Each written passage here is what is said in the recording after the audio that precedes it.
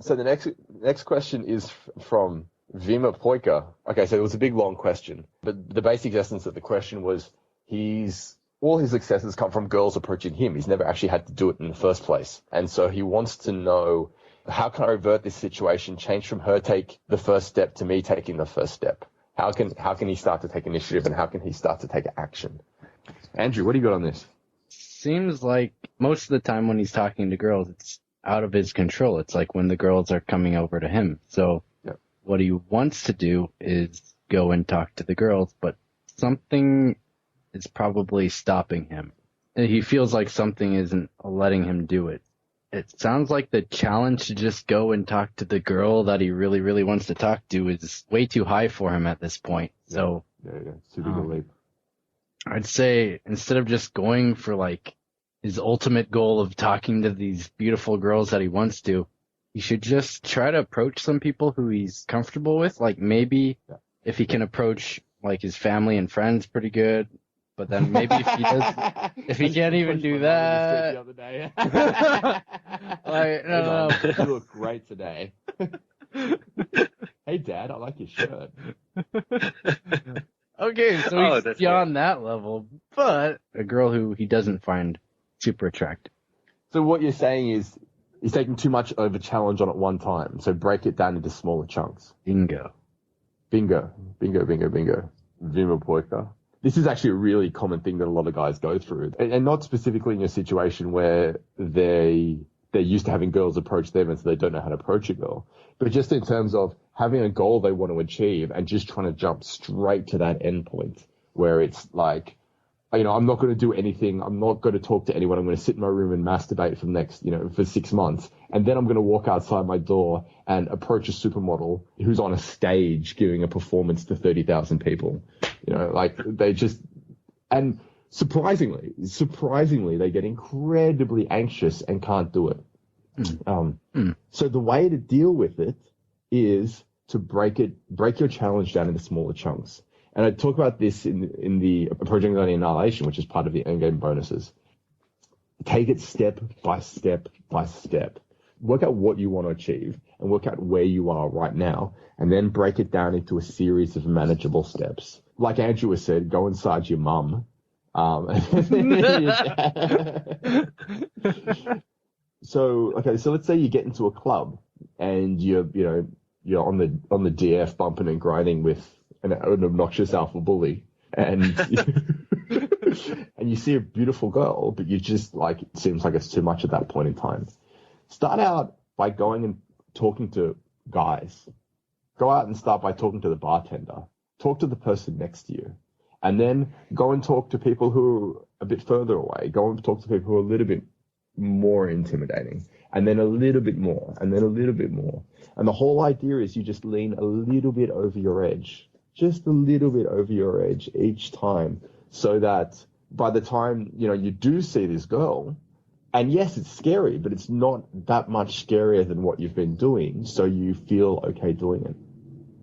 If you try to approach this super gorgeous girl and you feel extremely nervous and, oh my God, you're stuck in your head, extremely nervous, and your heart's beating like you're going to have a heart attack, how do you think that interaction's going to go? And then probably it won't go the way you want it, and it might make you be like, I'm never going to talk to girls again or something like that. But take it baby steps. Yeah. And this also comes back to, if you want to make this even easier, don't make this just a I'm going to pick up chicks thing. Make it a lifestyle thing. So if you don't ever do anything scary in your entire life, you got your 9-to-5 job, you wake up, or you're studying at uni, you wake up, you go to uni, you study, you come home, you sit in your room and you play Xbox, and then the most challenging thing you did was make toast for yourself. Then when you go out to a club and see this beautiful girl, then that is going to seem like a huge step. But if every part of your day you're doing scary and challenging things and pushing yourself, then when you get to that club and you see that girl, it's going to be challenging, but you're used to stepping towards challenges. Instead of running away from fear, you're used to stepping towards it. And so approaching a girl is not that difficult. Right. You got anything to add, Jermaine? Yeah, that's what I was thinking about, was maintaining a focus on and developing a lifestyle where you're always challenging yourself, you're always pushing yourself just beyond your edge, so that when that moment does come up, it's just another part of your life. It's just another aspect of what you've already been doing. Yeah.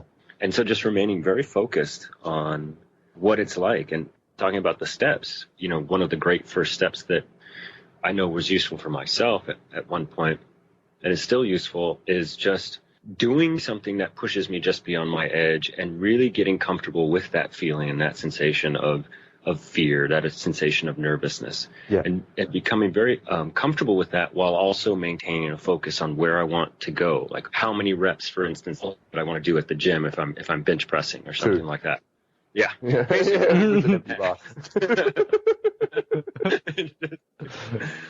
And so you do that, and that's part of that first step process. If in fact you're at that level, I mean, it really depends on where this person is at in terms of the steps. But yeah, that's great. Yeah. Hey, I thought this might be a good chance to chat quickly with you, Andrew, about, you've been doing some pretty crazy stuff, which is all about pushing your edge and pushing your edge and pushing your edge, including eating foods that you could potentially kill you. You want to quickly chat about sort of what you've been doing lately, and quickly where it started and what you've been doing and what you've been seeing and how that's changed your kind of relationship to fear? Growing up, I had a lot of like health issues, especially with a lot of allergies and things like that. As a result, like the doctors and stuff and my parents would always be like, yeah, you can't do that. You can't do that. Like, yeah, I was very intolerant to the cold. Yeah. And I did some training where Sorry, go on. Well, what's up? I was just going to say, talk about it, because I know there are guys who are on the forums who are talking about the Wim Hof challenge. Yeah. Andrew spent 2 weeks training with Wim Hof in the Polish winter? In the mountains of Poland in the winter, yeah. Yeah. Yes. Yeah, like my feet and fingers would always be super cold. Like I always thought they were going to fall off.